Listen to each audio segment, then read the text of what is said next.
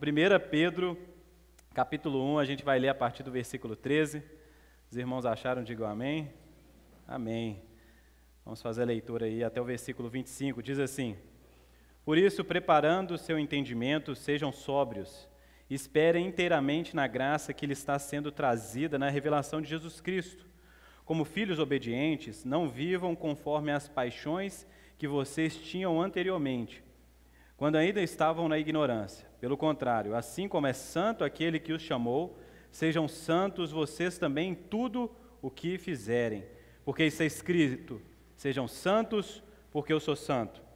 E se vocês invocam como Pai aquele que sem parcialidade julga segundo as obras de cada um, vivam em temor durante o tempo da peregrinação de vocês, sabendo que não foi mediante a coisas perecíveis como prata ou ouro que vocês foram resgatados da vida inútil que seus pais lhe legaram, mas pelo precioso sangue de Cristo, como de um cordeiro sem defeito e sem mácula.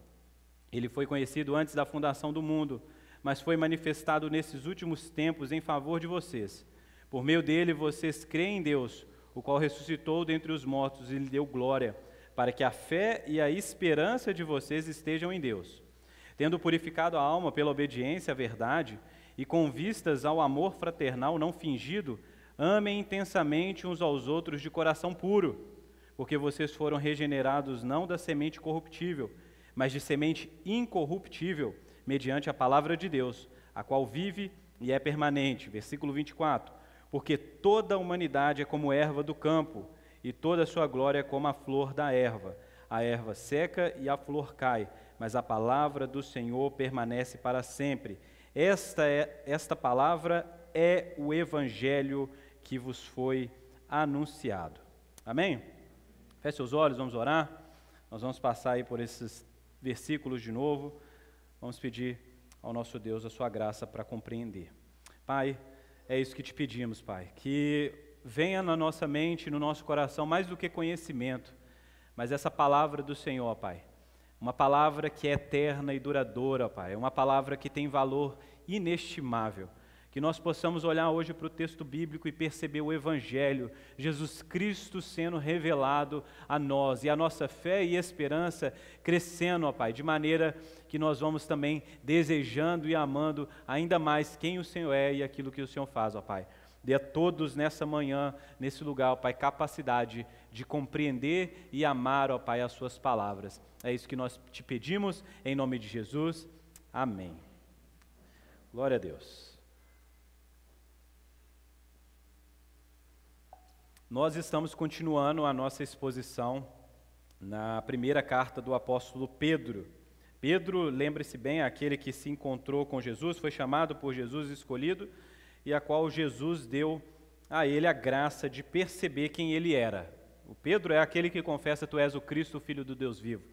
Pedro é aquele que tem a sua vida completamente transformada, ele é atraído por Jesus para os seus propósitos. Bem disse o texto, de João, que Pedro nega Jesus por 3 vezes, mas bem disse João que Jesus ama Pedro 3 vezes e muito mais. Jesus é aquele que continua confiando que os seus discípulos, aquele a qual ele chamou, os seus apóstolos, darão continuidade no ministério que foi iniciado ali em Jerusalém e na Judéia. Os discípulos eles devem pregar o evangelho do reino de Deus em todos os lugares, e como eu disse no último culto, aqui nós temos um Pedro mais experiente, talvez um pouco mais marcado pela vida, um Pedro que está pregando agora aos gentios, as pessoas ou as igrejas ali da Ásia Menor, incentivando aquelas pessoas que estavam como forasteiras, vivendo naquela região, pessoas que estavam provavelmente sofrendo uma série de perseguições por causa da sua fé, e não somente por causa da sua nacionalidade, mas principalmente por causa da sua fé. No domingo passado, quando eu falei que a gente estava mais ou menos aqui no ano 60, 61, aí da era cristã, nós devemos destacar que está começando no Império Romano, o ressentimento contra os cristãos está cada vez mais aumentando. Então, os cristãos eles estão sofrendo em todas as regiões. Conforme eles vão crescendo, eles vão sendo perseguidos. Essa é a natureza da primeira igreja. Conforme eles vão amadurecendo e confessando o Evangelho, eles também vão sofrendo mais oposição dos lugares onde eles estão. E essa igreja a qual o apóstolo Pedro está escrevendo, provavelmente os irmãos ali também estão divididos entre esse coração que está sendo afligido, mas um coração que precisa permanecer firme no Evangelho, precisa continuar confiando e peregrinando, né, nesse mundo, porque eles sabem que realmente eles foram chamados para uma realidade muito maior do que aquilo que eles estavam vivendo. Eles foram chamados para serem herdeiros do reino de Deus em Cristo Jesus. E essa é a mensagem que nós devemos pensar aqui nessa manhã. No versículo 13 diz que nós precisamos preparar, né, ou seja, preparando o seu entendimento, sejam sóbrios, esperem inteiramente na graça que lhe está sendo trazida na revelação de Jesus Cristo. O apóstolo Pedro, nessa porção das Escrituras que nós lemos aqui, ele vai ter 3 imperativos. O primeiro imperativo é para que a gente seja sóbrio na graça que está sendo trazida na revelação de Jesus Cristo. Depois ele vai trazer um outro imperativo, que nós devemos ser santos, como Deus é santo. E por último, ele vai dizer que nós devemos amar uns aos outros. E a gente vai explorar cada uma desses imperativos aqui, cada uma dessas verdades, dessas direções que Pedro dá à igreja. No versículo 13, então, ele diz que nós devemos ser sóbrios. O que significa ser sóbrios nesse mundo, nesse contexto a qual a igreja estava introduzida aqui? Ser sóbrio é não ser levado pelas adversidades, pela realidade presente. A realidade desse povo aqui, dessa igreja, é uma realidade de que eles estão sofrendo perseguições, como eu disse, desafios enormes de viver como cristãos em um mundo que não é cristão, um mundo pagão. E parece que ser cristão aqui é uma coisa louca, como o apóstolo Paulo diz, né? Que o evangelho, ele é assim, né? Faz com que as coisas loucas, né? Essas coisas que o mundo não consegue decifrar, chegar ao conhecimento, parece que todo cristão ele é meio maluco, assim, ele vive uma realidade paralela. Mas na verdade o que o apóstolo Pedro está dizendo aqui é o seguinte: lembre-se, vocês precisam ser sóbrios, conscientes da realidade. O mundo não é somente perseguição, não é somente Império Romano, não é somente isso que vocês veem e experimentam no dia a dia. A realidade do Evangelho, ela ultrapassa isso que nós podemos ver e tocar. Ser sóbrio é saber quem te chamou e para o que te chamou. Ser sóbrio é esperar na graça de Deus, ter essa postura de fé e confiança no propósito do Evangelho. Ser sóbrio, para o apóstolo Pedro, é isso. É esperar inteiramente, completamente na graça de Deus. Estar firme em um mundo que está provando o tempo todo a nossa fé. Provando o tempo todo se nós realmente estamos firmes nessa mensagem do Evangelho. E ser sóbrio aqui é você permanecer na mensagem de Jesus Cristo que foi revelada a nós pela pregação do Evangelho. Ser sóbrio. No mundo de hoje nós precisamos ter essa sobriedade de ligar uma televisão e ver um jornal, uma notícia, de vir alguma coisa no WhatsApp, no Instagram, nas redes sociais, de você ir para uma conversa, às vezes no trabalho, e parece que o mundo está em caos e pegando fogo, e de fato isso está acontecendo. De você achar que as coisas estão bagunçadas, e de fato essas coisas estão bagunçadas, o mundo está maluco, as escolas estão malucas, criar filho já é um desafio muito grande no mundo de hoje. Mas ser sóbrio é muito mais do que ver o que todos veem. Ser sóbrio é entender que a nossa vida e a nossa segurança, ela é fundamentada principalmente no Evangelho e na mensagem da esperança do reino vindouro, onde Deus não perdeu o controle de nenhuma porção da história, onde nós estamos assegurados, a graça de Deus está assegurada pelo Espírito Santo, onde nós temos a certeza de que nós caminhamos nesse mundo como peregrinos, mas nós não estamos sozinhos. A sobriedade do Evangelho traz isso para nós, essa certeza de que existe algo que pauta a nossa vida, nós enxergamos o mundo de uma outra perspectiva, nós sabemos o que o Evangelho significa, a gente sabe o que o Evangelho representa para nós. Essas pessoas, talvez elas não consigam perceber como a igreja age, como a igreja vive, o seu motivador, mas nós sabemos em quem estamos firmados, nós sabemos da palavra do Senhor. Versículo 14 diz: como filhos obedientes, não vivam conforme as paixões que vocês tinham anteriormente, quando ainda estavam na ignorância. A postura do cristão, a postura do crente deve ser essa, de que vive num mundo marcado pelo pecado, pela morte, pelo inferno, pelas paixões desse mundo, mas o cristão, ele não deve viver dessa maneira, porque essa é a condição da qual o Senhor Jesus o tirou. Nós não vivemos mais dessa maneira, por quê? Porque foi desse lugar, dessa condição que nós fomos resgatados por Jesus. Então não faz sentido o cristão, ele se adequar, se amoldar ao mundo, se conformar às paixões, viver como o mundo vive, como o não crente vive, desejar a vida que o não crente deseja. Você está entendendo? A gente precisa viver nesse mundo, mas com uma certa distinção. Qual é a distinção? Os valores, as convicções, os desejos, as paixões que guiam o nosso coração é completamente diferente dessa cultura, dessa sociedade, desse mundo caído. O fator básico é que nós encontramos Jesus, nós encontramos o Evangelho, e eles ainda não. Então não faz sentido um cristão viver uma vida a qual ele vivia antes de Cristo. Ele não pode se conformar às paixões, ele não pode viver apaixonado por esse mundo.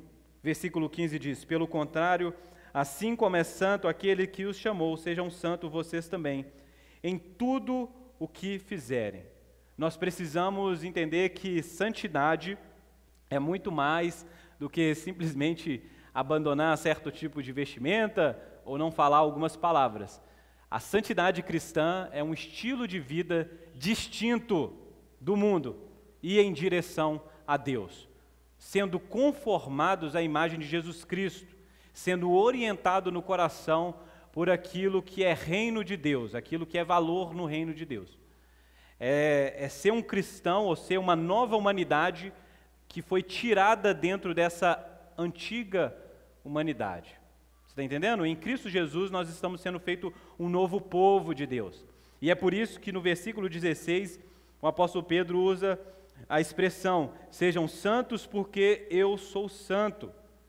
A expressão é tirada do livro de Levíticos, onde nós temos ali um povo que está sendo libertado do Egito, um povo que ainda não tinha a sua identidade formada, mas que está sendo liberto do Egito. Você lembra da história de Moisés e como isso aconteceu? De que esse povo que estava misturado ao povo no Egito, que era escravo no Egito, agora ganha uma nova possibilidade, uma possibilidade de ser nação, de ser povo de Deus, uma possibilidade de poder viver em comunhão e ganhar sua identidade, suas características vindas do próprio Deus. Para isso, Deus compartilha com eles a lei, faz uma aliança, liberta esse povo por meio de um ato magnífico. A gente lembra da Páscoa, da primeira Páscoa, de como Deus libertou o povo de Israel? E a partir desses atos de Deus, nós temos uma nação que vai sendo formada, ganhando aí as suas referências para ser e viver nesse mundo. E nós temos então um imperativo de Deus para aquele povo: sejam santos. Honrem e sejam fiéis à aliança que eu tenho proposto a vocês. O povo de Israel deveria honrar a aliança que Deus havia dado a eles, honrar a lei de Deus, de uma maneira que eles deveriam ter uma vida distinta dos outros povos ali nas regiões onde eles estavam peregrinando. Eles deveriam estar ali, mas eles precisavam manter um padrão de vida que correspondesse ao Deus da aliança. Da mesma maneira, Pedro está tentando trazer essa memória aos seus ouvintes, de que como o povo, o antigo Israel, deveria ser fiel a Deus e à sua aliança, eles também deveriam ser fiéis a Deus e à aliança de Deus proposta agora em Jesus, a nova aliança. Você está entendendo? O que Pedro está tentando dizer aqui não é que eles deveriam voltar às práticas do povo de Israel na antiga aliança, né? verificar se havia em uma casa um fungo específico, chamar o sumo sacerdote para averiguar, deixar a casa ali em quarentena de 7 dias e depois chamar. Não era isso que o apóstolo Pedro estava propondo. Não era a minúcia da civilidade da lei para esse povo, mas ele estava falando de um novo modo de vida que correspondia à nova aliança em Jesus Cristo. De que esse povo aqui, o povo de Deus, a igreja de Deus, deve ter uma vida voltada para esse Deus, entendendo que Deus não nos retirou desse mundo, mas nos coloca nesse mundo para uma vida distinta, uma vida singular, uma vida de peregrinação, mas uma vida que está conectada a esse Deus e que não está apegada ou amoldada ou inflamada pelas coisas desse mundo, pela maneira de adorar a Deus, pela maneira de tratar o outro, pela maneira de viver. Mas agora eles têm um novo padrão, uma nova ética, um novo modo de se comportar, de viver, de ser família, de trabalhar, de adorar a Deus, moldado pela essa nova aliança, que é encontrada em Cristo Jesus. Por isso, sejam santos como Deus é santo. Se Deus é santo, nós precisamos encontrar o nosso referencial de santidade em Deus. Olhar para a beleza de quem Ele é, a grandeza e o que isso significa, e perceber que nós precisamos ser a imagem e semelhança de Deus nesse mundo. E santidade é uma coisa que nós precisamos voltar para a nossa pauta do ser cristão nesse mundo. Santidade. Mas uma santidade que provém e emana da santidade de quem Deus é, da perfeição de quem Deus é, da beleza de quem Ele é. Esse é o tipo de santidade prescrito aqui. Sejam santos, não como os religiosos, mas sejam santos como Deus é santo. Sejam como Ele é. E o versículo 17 diz assim: e se vocês invocam como Pai aquele que sem parcialidade julga segundo as obras de cada um, vivam em temor durante o tempo da peregrinação de vocês. Interessante que ele traz para nós a ideia de que Deus é de fato nosso Pai, e nós oramos Pai Nosso, mas se vocês invocam como Pai aquele que sem parcialidade, ou seja, aquele que com justiça julga, segundo as obras de cada um, vivam em temor durante o tempo da peregrinação de vocês. O que nós fazemos importa para Deus. Talvez essa mensagem ela não pode ser confundida com legalismo, com moralismo, com justiça própria. Mas o que nós fazemos importa para Deus. O que nós fazemos importa para Deus. Viver correspondente a quem Deus é, importa para Deus. Nós não podemos dizer que nós tivemos um encontro com um Deus que é todo santo. Nós não podemos dizer que nós oramos, que nós cantamos, que nós nos convertemos a um Deus que é todo santo e a nossa vida não ser afetada por esse Deus que é todo santo. Nós não podemos dizer que esse Deus que é todo santo agora é o nosso Pai por causa de Jesus Cristo e andar conforme as nossas antigas paixões, conforme a nossa antiga natureza. Viver de maneira como se nós ainda fôssemos inimigos de Deus, como se nós não tivéssemos nunca nos encontrado com o Evangelho da graça de Deus. O arrepender e crer é fundamental naquilo que Deus está fazendo, porque o arrepender significa justamente transformar, ser transformado por essa boa notícia de quem Deus é. E essa boa notícia de quem Deus é e aquilo que Ele faz deve provocar uma mudança em nós, e começa pelo coração. Nós recebemos um novo coração. Se nós nascemos de novo, se agora nós podemos invocar Deus como Pai, então é importante você entender que você precisa viver, considerando também a justiça de Deus, o juízo de Deus, o julgamento de Deus, de que Deus julgará a humanidade de acordo com as suas obras. Tiago, mas e aí? Porque assim, eu converti, eu amo a Deus e às vezes eu peco. Mas não é a questão de nunca mais pecar. é a questão de continuar, lutar, se esforçar pelo Espírito de Deus, pelo poder de Deus, a uma vida que está conformada à santidade e ao caráter de quem Deus é. Então, por isso, aquele que pecava, não peque mais. Por isso, aquele que vivia em mentira, discórdia, fofoca, aquele que vivia em inimizade, aquele que não faça isso mais, abandone, tome consciência do pecado, abandone o pecado e busque uma vida santa.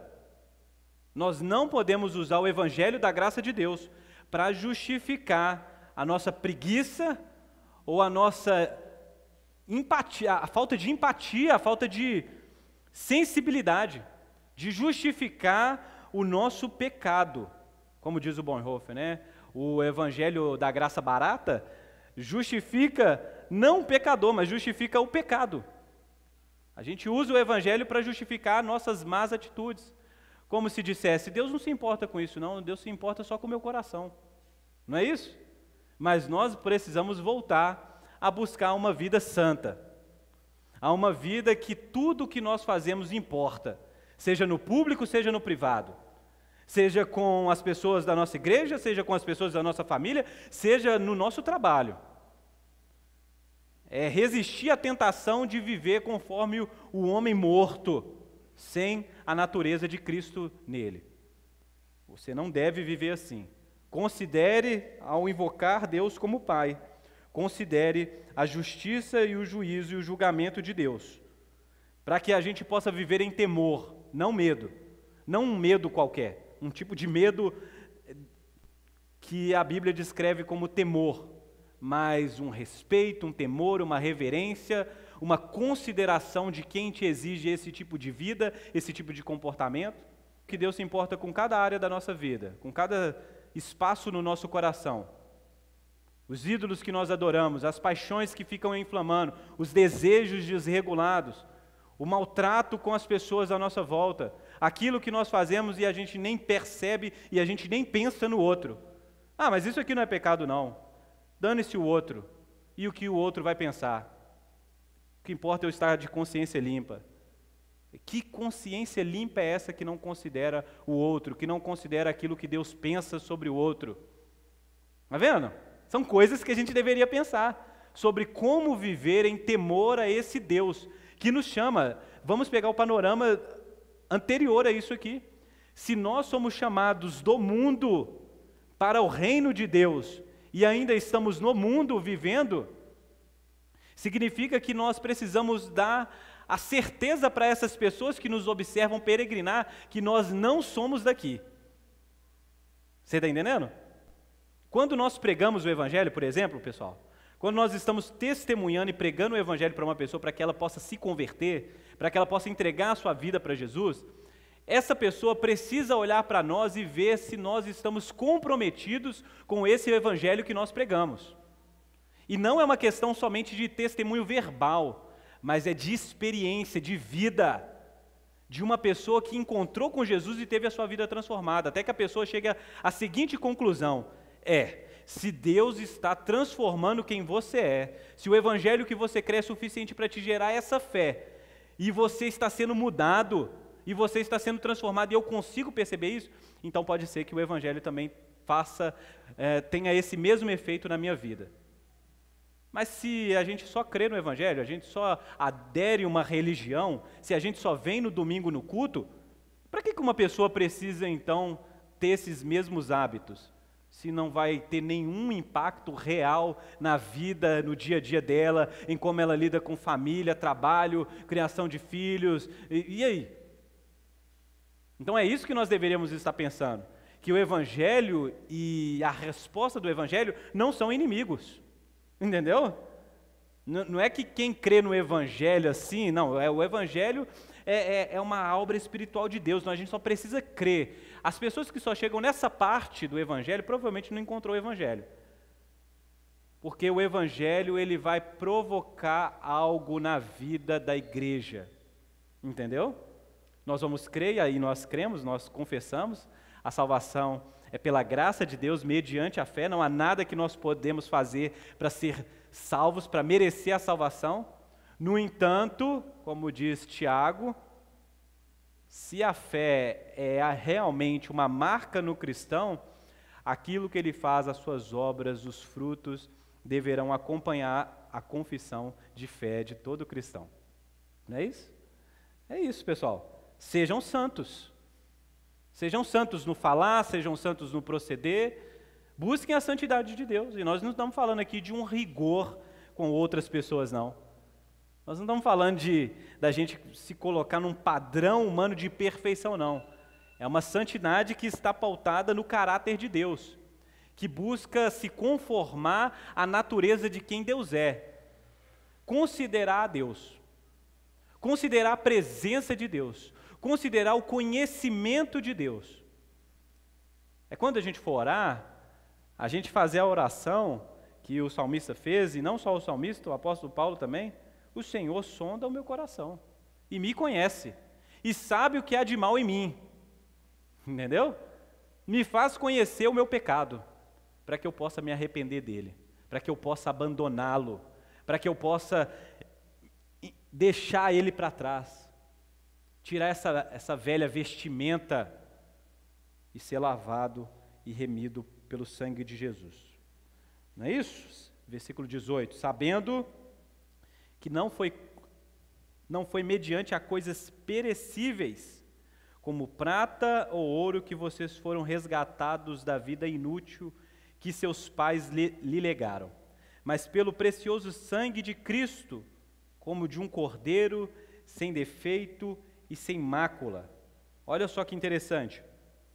Nós fomos salvos, resgatados dessa vida inútil, dessa vida antiga, da antiga maneira de viver. Nós fomos resgatados não por meio de ouro ou prata. E a gente se mataria hoje, muitas pessoas hoje se matam por ouro ou prata, por aquilo que é corruptível. E por mais que você pense assim, o ouro é ouro puro. O ouro, dependendo das situações que ele for exposto aí ao longo do seu tempo, o ouro ele simplesmente pode chegar a desaparecer. A prata pode chegar a desaparecer, isso não é eterno, isso é matéria. Isso é matéria, você pode ir lá, não, coloca o ouro no fogo e vai tirar as impurezas, mas vai colocando o ouro a esses processos que você vai simplesmente acabando com essa matéria. Não foi esse o valor da nossa salvação. Não foi esse o valor que Cristo pagou para que a gente pudesse ser resgatados dessa antiga vida. Talvez, assim, para você entender melhor um pouco dessa linguagem do apóstolo Pedro, essa palavra resgate, aí, tem a ver com o pagamento que era feito para a libertação de um escravo, principalmente nas cidades pagãs, né? O que acontecia? O escravo era a propriedade de um senhor, e aí, dependendo dos deuses, dos diversos deuses que existiam ali naquela cidade, um escravo poderia, talvez, conseguir para si mesmo, trabalhando, fazendo umas outras coisas que era muito difícil, uma certa quantia, ouro, prata, ou talvez alguém queria fazer essa benesse por ele e conseguir esse valor, esse preço de ouro ou prata. Levava a um templo, encontrava um Deus lá e pagava para esse Deus o valor daquele escravo. De alguma maneira, o escravo, então, era liberto do seu senhor, ele era libertado do seu senhor, e ele agora se tornava propriedade daquele Deus. O Deus libertava, mas agora o escravo podia viver como livre no meio da sociedade, mas ele ainda pertencia a outro senhor, não aquele ser humano, mas aquela divindade. A linguagem aqui, para falar que não foi mediante a coisas perecíveis como prata ou ouro que vocês foram resgatados da vida inútil, é essa mesma linguagem que eu acabei de dizer aqui para vocês. O valor pago para que a gente pudesse ser libertado, e olha, quem era o nosso Senhor? O nosso Senhor era aquela vida inútil, a qual os nossos pais nos legaram. Olha que interessante. O que essas pessoas poderiam ter recebido dos seus pais é algo que o apóstolo Pedro considera como inútil, seja herança, seja nacionalidade, seja a própria religião, se essa igreja era feita de judeus ou gentios, ou judeus e gentios. Imagina um judeu falando, não, mas a religião que eu fui herdado era algo precioso, era milenar. O apóstolo Pedro está dizendo, o que os pais de vocês deixaram para vocês como herança era inútil comparado àquilo que foi feito no Evangelho, em Jesus Cristo. Vocês foram resgatados, o preço pago por vocês não é ouro nem prata, mas é a vida de Jesus, o sangue de Jesus. E é por causa do valor daquilo que foi pago para o nosso resgate, que nós devemos então corresponder a uma vida santa. Santa. Nós sabemos o valor que tem a vida de Cristo, e é por isso que nós precisamos viver à altura do sacrifício. Porque se fosse ouro ou prata, a gente poderia continuar vivendo de uma maneira desleixada, de qualquer maneira. Mas nós fomos resgatados pelo precioso sangue de Cristo, incomparavelmente mais valioso do que qualquer pedra preciosa ou metal precioso que esse planeta possa ter. É o sangue de Jesus Cristo, como de um cordeiro sem defeito e sem mácula. A linguagem, de novo, é a linguagem do Pentateuco, é a linguagem do Êxodo, é a linguagem onde o povo de Israel é liberto do Egito pelo sangue de um animal perfeito, puro. Está vendo? Do cordeiro. Assim como o povo foi liberto pela morte de um inocente, pelo derramado sangue de um inocente.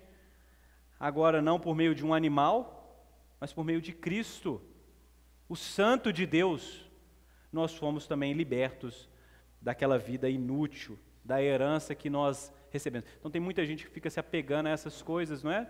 Ah, eu cresci num lar assim, um lar evangélico, ou a minha família me deu isso, eu estudei em tal lugar, e aquela coisa toda, e a gente precisa entender que tudo aquilo que nós consideramos como valor nesse mundo não se compara a Cristo Jesus e o seu precioso sangue derramado por nós naquela cruz. Está vendo? Que coisa maravilhosa? Versículo 20 traz 20 e 21 traz uma das questões mais interessantes do Novo Testamento para mim, uma das mais. Que fala que esse sacrifício, o sangue de Jesus, o precioso sangue de Jesus como um cordeiro sem defeito e sem mácula, ele foi conhecido antes da fundação do mundo, mas foi manifestado nesses últimos dias em favor de vocês. Isso é interessantíssimo, porque antes de existir a madeira ou a árvore, para que pudesse ser construída uma cruz e Cristo ser cravado naquele lugar, o próprio Deus, o Pai, já conhecia a oferta, o sacrifício, o Cordeiro de Deus sacrificado, e o seu sangue já era conhecido de Deus na eternidade, antes de haver qualquer tipo de matéria nessa realidade. É uma coisa que me deixa, e deveria deixar você também estonteado, porque isso significa uma outra coisa. Significa sim que Deus é todo poderoso.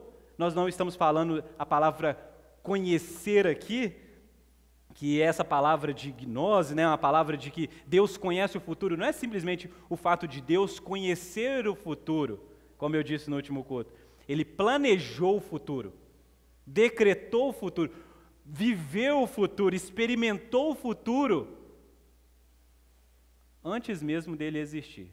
E a gente está falando de Deus, viu, gente? Por isso que eu falo, quando a gente canta para Deus aqui, a gente não está cantando para uma pessoa muito inteligente, nós estamos cantando para Deus. Uma pessoa um ser, né? Um ser que pensou, experimentou e conheceu o precioso sangue de Cristo como de um cordeiro sem defeito e sem mácula, antes da fundação do mundo, antes de existir matéria. Alguém disse, né? Antes de dizer haja luz, Deus disse haja cruz. E isso é uma coisa extraordinária. Porque para esse mundo existir e para a história poder se desenvolver como desenvolve, e eu fico fazendo essa pergunta sempre quando eu leio a Bíblia: por que Deus não acabou com tudo quando deu errado? Entendeu? Então, para Deus sustentar uma história onde o povo se volta constantemente para Ele, é porque Deus tinha um plano. É porque Ele tinha um futuro a qual Ele percebia com todas as cores e pixels e detalhes. Mas nós não é isso? A gente olha para o futuro e fala, o que vai ser de nós? Mas o Deus que disse, haja cruz, já tem tudo no seu controle, Ele é o soberano. Se Deus preparou o Cristo e o Cordeiro para o sacrifício antes de haver qualquer uma dessas coisas criadas, significa também que aqueles que iriam ser salvos por meio desse sacrifício também estavam nesse plano de Deus. Essa é uma das coisas mais extraordinárias do Evangelho, que antes do mundo existir, você já estava participando dos planos de Deus. E eu não sei se você tem algum problema de rejeição na sua família, ou se alguém nunca disse eu te amo para você, mas olhe para a cruz de Cristo e perceba o amor de Deus que é revelado em Jesus Cristo. É Deus dizendo, eu amo vocês. A pergunta não é exatamente, ela pode vir em alguns momentos, vocês me amam? Jesus poderia fazer isso para cada um de nós aqui nessa manhã, vocês me amam? Mas antes da nossa resposta, Deus diria, eu amo vocês. E eu amo vocês de tal maneira que o futuro já estava pronto mesmo antes de existir. É a mensagem magnífica do Evangelho e a qual só é possível receber com alegria e beleza pela fé é esta. Esse é o Evangelho que nos foi revelado. Está vendo agora, quando Pedro vai colorindo ainda mais esse quadro, como faz sentido viver uma vida para a glória de Deus, para Ele, em honra, em santidade, em prontidão? Porque se santidade para você é assim, eu vou me encaixar as regras do jogo para ser bem aceito pela igreja que eu frequento, se for assim, vai chegar um tempo que isso vai se tornar insustentável. Mas se você compreender que Deus fez uma atitude, um ato de amor extremamente infinito e glorioso, a única coisa que você vai chegar à conclusão é o seguinte, eu preciso buscar uma vida que corresponda a esse amor de Deus por mim. Então eu preciso amar aquilo que Deus ama, odiar aquilo que Deus odeia, me dedicar por aquilo que Deus acha que é valioso e rejeitar qualquer tipo de plano de salvação que não está em Cristo Jesus. Olha que coisa maravilhosa. Versículo 21, por meio dele, vocês creem em Deus, o qual ressuscitou dentre os mortos e lhe deu glória, para que a fé e a esperança de vocês estejam em Deus. Onde está a nossa convicção? Onde está a nossa segurança? É que nós cremos naquele que ressuscitou. Nós cremos naquele que não ficou preso à morte. Aquele que venceu a morte, aquele que ressuscitou, aquele que foi visto por mais de 500 pessoas na sua ressurreição e ascendeu aos céus diante dos olhos dos discípulos. Outro dia eu vi um vídeo muito engraçado, alguém mostrando como que as pessoas que não creem no Evangelho veem os cristãos e recontam a história da ressurreição.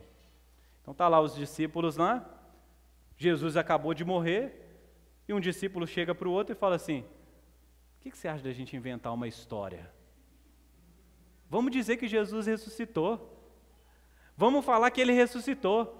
Aí uma outra pessoa escutando o plano e fala assim, o que a gente ganha com isso? A outra pessoa fala, a gente vai morrer igual Ele. Ótimo plano. Ótimo plano. Não é? Os discípulos inventaram uma mentira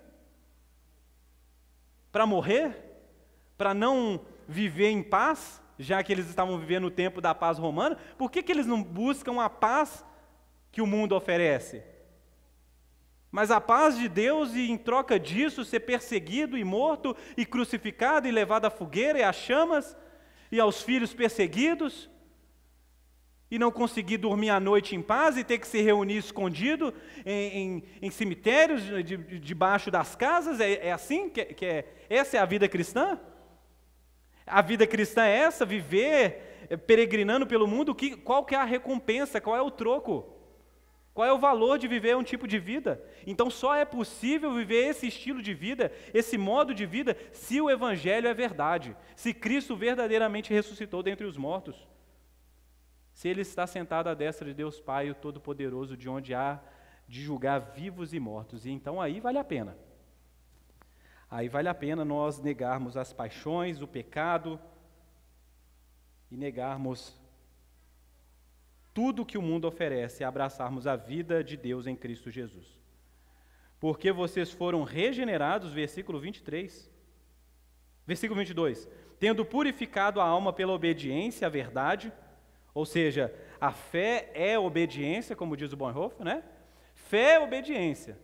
Fé não é um sentimento no coração, fé é uma prontidão para obedecer aquilo que Deus deseja. É Jesus te chamar para vir me seguir e você ir lá e seguir Jesus de verdade. Pessoal, vocês podiam me ajudar aqui, o pessoal de Aconam? Me dá um microfone aqui, que isso aqui eu estou brigando com esse tem aqui, já tem um... Satanás está furioso. Mas olha só, quando nós somos purificados na alma pela obediência à verdade, ou seja, pela fé em Jesus Cristo, é com vista ao amor fraternal. E ele fala, e com vista ao amor fraternal, mas nós podemos colocar o imperativo do é. Desliga aqui.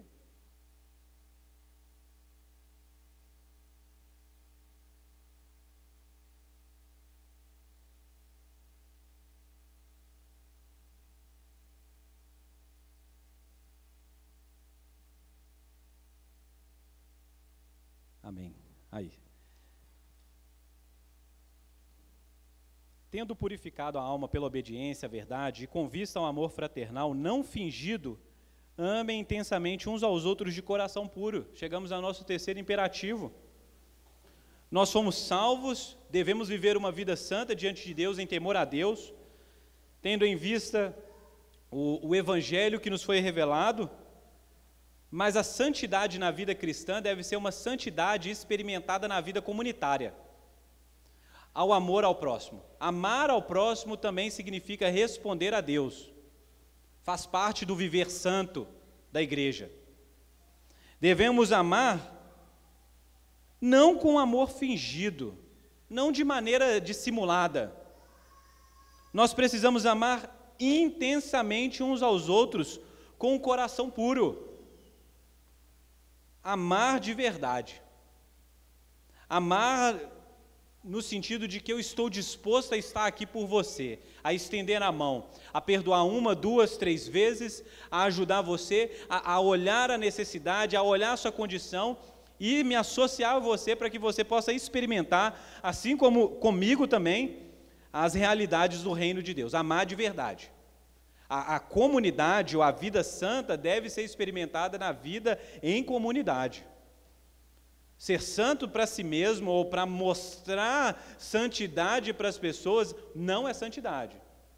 Mas santidade deve ser vista no derramado amor fraternal, no amar verdadeiramente, intensamente o outro, aquele que está ao nosso lado. Amar fervorosamente, intensamente. O verbo aqui para intensamente, fervorosamente, é a ideia de que quando tem alguma pessoa caída, você estende a mão e ama, coloca essa pessoa de pé. Está vendo? Amor de verdade, comunidade, igreja que ama uns aos outros, é uma comunidade que está buscando santidade. Mas às vezes a gente acha que santidade é simplesmente não usar certo tipo de roupa, não assistir certo tipo de coisa, não é isso? Mas amor santo é visto na vida comunitária, deve ser visto na vida comunitária.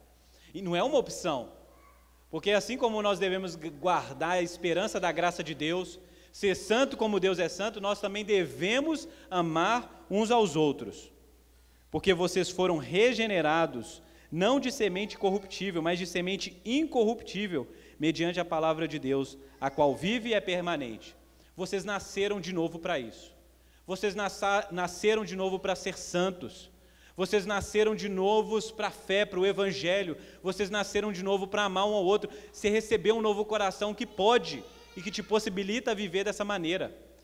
Então, assim, é inadmissível nós dizermos assim, eu não gosto de gente. Talvez você tenha dificuldade de relacionamento. Isso é compreensível. Mas você admitir que não gosta e que não deseja e que não vai se esforçar para viver com o outro, para amar o outro, isso é inadmissível no Evangelho. Por quê? Porque se você recebeu um novo coração, o seu desejo, as suas intenções, a sua motivação, a sua vontade, ela também foi mudada no novo nascimento. Amar de uma maneira santa, viver de uma maneira santa, significa amar o que Deus ama. Deus ama pessoas? Deus ama tanto pessoas que enviou o seu Filho. Então nós não podemos fazer menos, nós devemos amar da mesma maneira. Deus ama pessoas, então nós devemos amar pessoas. Deus odeia inimizade, odeia povo dividido, então nós também devemos odiar aquilo que Deus odeia. Certo? Versículo 24, porque toda a humanidade é como a erva do campo e toda a sua glória é como a flor da erva. A erva seca e a flor cai, mas a palavra do Senhor permanece para sempre. Esta palavra é o evangelho que foi anunciado a vocês.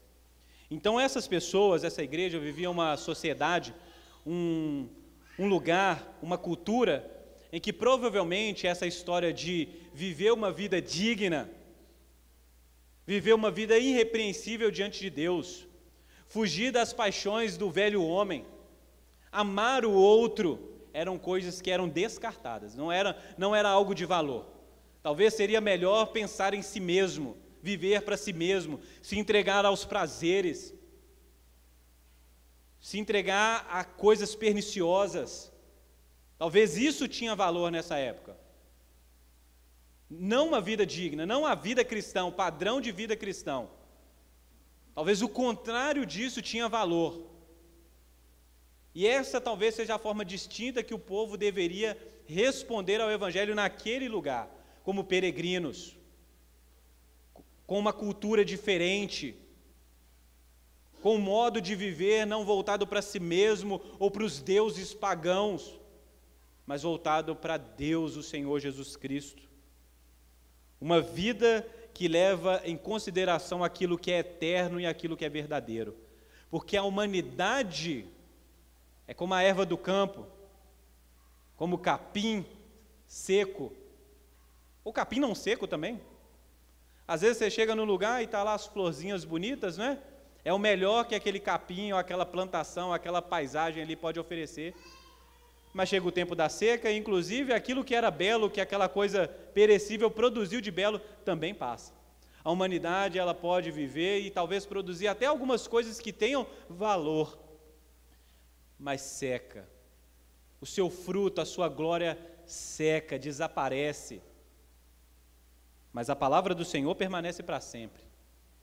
A palavra do Senhor permanece para sempre. A mensagem do Evangelho é esta, de que Jesus Cristo, Ele é o ápice do plano de Deus, se revelando a nós, revelando o Pai, revelando os planos e a intenção do Pai para nós, direcionando o nosso coração e a nossa vida para a glória de quem Ele é, cravando no futuro a certeza da nossa esperança, de que dentro de pouco tempo nós vamos nos encontrar com aquele que é perfeito, e perfeito será toda a nossa realidade. Mas por enquanto não.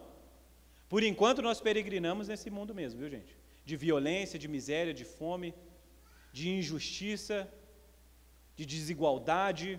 Por enquanto nós vivemos nesse mundo. Mas nós não precisamos ser conformados àquilo que é normal no nosso mundo. Quantas vezes a gente liga a televisão e aí morreu mais um, morreu 10, não sei quem aconteceu isso, a mulher foi espancada até a morte pelo seu marido, uma criança foi abandonada, e a gente fala a mesma notícia todo dia, e às vezes a gente vai também se tornando, é assim mesmo, o mundo é assim mesmo. É assim mesmo, mas você não precisa ser assim. Você não precisa viver assim. Você olha lá, a propaganda, o marketing vai lá e convence de que você precisa daquilo que todo mundo deseja e precisa. Você não precisa viver assim. De que as famílias podem ser assim, de diversas maneiras, e você olha e fala, a minha não precisa ser assim. Eu preciso me pautar na palavra de Deus, no Evangelho de Deus, na graça de Deus, e ter uma vida completamente distinta da vida do mundo. Amém? Por isso que eu gostaria de convidar os irmãos para que a gente pudesse, nesse momento, reafirmar nossa aliança com o Senhor.